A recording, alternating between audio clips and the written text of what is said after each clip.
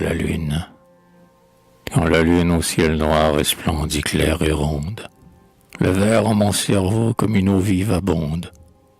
Il coule naturel comme une source au bois, avec des sons fluets de flûte et de hautbois. Et souvent, des accords doux et mélancoliques, d'harmonium plaintif et de vieille musique. La lune verse au cœur sa blanche intimité, de rêves vaporeux où passe une beauté. Et dans les chemins creux où la fraîcheur s'exhale, ajoute au floc d'eau quelques mares d'opale, où l'on voit quelquefois se noyer perdu un insecte ébloui dans le lastre répandu. Mais elle paraît pour toujours endormie, apaisée à jamais dans la grande accalmie, et si puissante encore qu'elle émue l'océan, et fait frictionner l'homme aussi dans son néant. Elle rend plus hardis les jeunes gens timides, et plus près de l'amour la vierge aux yeux candides. Tu n'es pas morte, non, chère clarté des soirs, qui tremble sur les lacs comme sur des miroirs, et le cerf altéré qui boit l'onde claire, en même temps que l'eau boit aussi ta lumière. Tu circules en lui comme un sang plus divin, car on n'absorbe pas de la splendeur en vain. Le vaste ciel poudré d'étoiles d'or scintille. Quelqu'un dans l'ombre, en bas attend qu'un rêve brille. La lune bienveillante au sourire d'argent est dans son pur labeur le poète songeant, et tendrement, le long de ses rayons sublimes, laisse glisser des vers chantants aux belles rimes. Ô lune, quel mystère habite en ta clarté, et quel pacte te lie à notre humanité. Toi, pour qui les anciens vivants eurent un culte, tu fais régner sur nous ton influence occulte, et ton charme attirant fait même, comme un jeu, tourner les papillons des nuits dans ton feu bleu.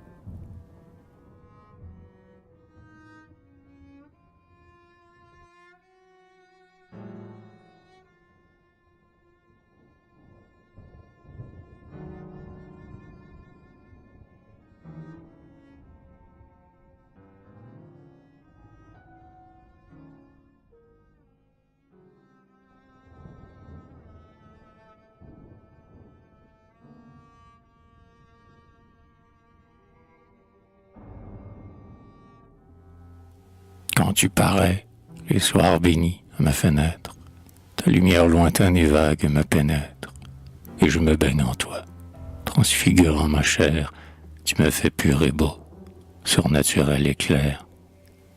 Et je suis comme un dieu tout imprégné de lune, participant ainsi qu'un astre à la nuit brune. Oh, l'heure incomparable est la divine nuit, où donc l'amer chemin, où donc le morne nuit.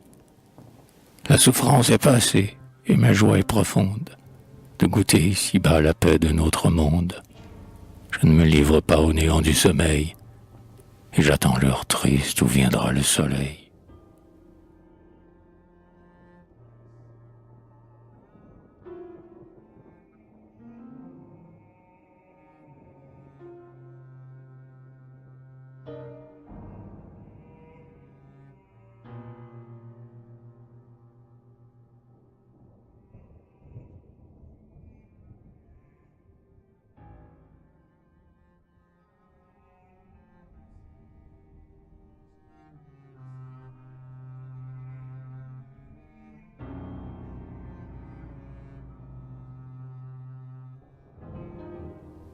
Changeant de lune, un soir, au ciel couleur d'ardoise, tu montes à rouge ainsi qu'un énorme tison.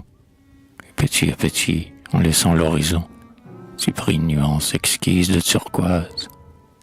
Une autre fois, tu vis comme une boule d'or que masquait par moments un passager nuage.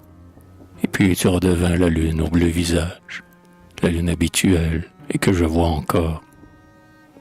Un lourd après-midi de juillet, tu fus blanche, comme une immense hostie apparue en l'azur. Tu fondis, tel un peu de neige au soleil dur, et l'on ne revit plus ta face qui se penche.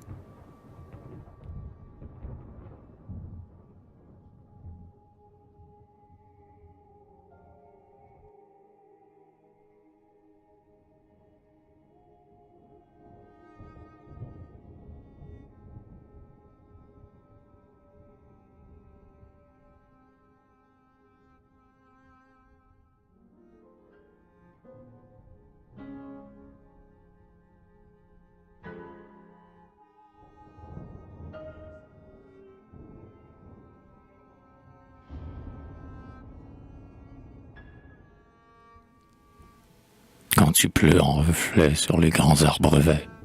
Les oiseaux endormis que tu trempes d'opale doivent songer à toi, lune adorable et pâle, pénétrée de bien-être en leur abri d'hiver. Leur petite âme frêle, inquiète et farouche, se pelotonne à l'aise en leur chaud petit corps. Quand tu luis, chaque oiseau craignant les mauvais sorts fait sa prière à toi, lune, quand il se couche.